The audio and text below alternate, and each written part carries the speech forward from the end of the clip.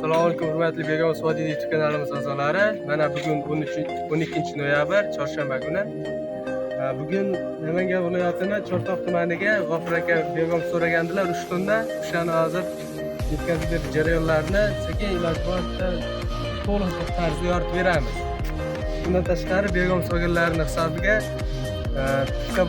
bonusga kitoblarimiz ham bor. Bu kitob asosan Begum qanday yetishtirish hamda qanday ko'chatlarga qay tarzda solish va uni rivojlantirish usullari hammasi 100% hamma sirlari yozib ketilgan.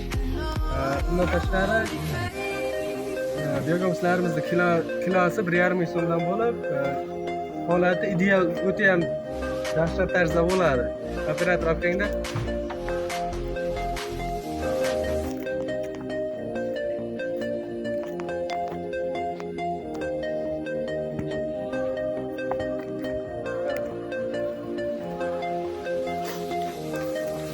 rosa ideal holatda, как раз o'sha ko'chat yoki urug' sepadiganlarga ham zo'r bo'ladi. Nechta chuvalchanglari bilan bor. Ko'pchilik bu chuvalchanglarni umuman ulashgisi kelmaydi.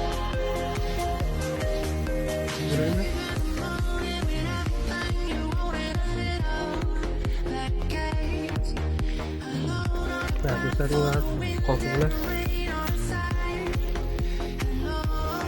Udar.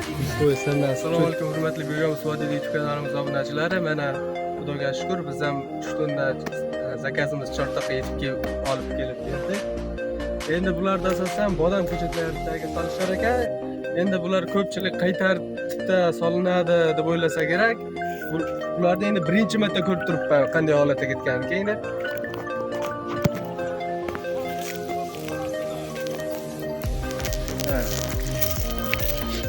Amafosda mana ko'chat bo'lsa, ko'chatdagi amafosdan bu yog'iga 1 kilo, u yog'iga 1 kilo. Jami 2 kilo ketgan ekan. Mana bu pushtiga o'xshagan narsalar mineral o'g'itlar esa o'sha kaliy bo'lib turib, 100 gram bu tarafga, 100 gram nari tarafiga. U ikkala mineral o'g'it ustiga keyin Begum solinyapti ekan. 3 kilo bu tarafiga, 3 kilo nari tarafiga.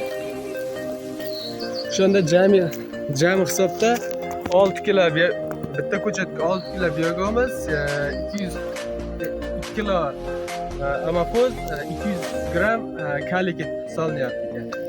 Agarda qandaydir yana savollaringiz bo'lsa, fermerimizda nomerlarini tagiga yozib qo'yamiz.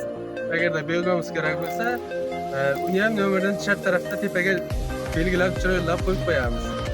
Qo'shimcha qandaydir savollaringiz bo'lsa, kommentariyaga yozib qo'yishlaringiz mumkin.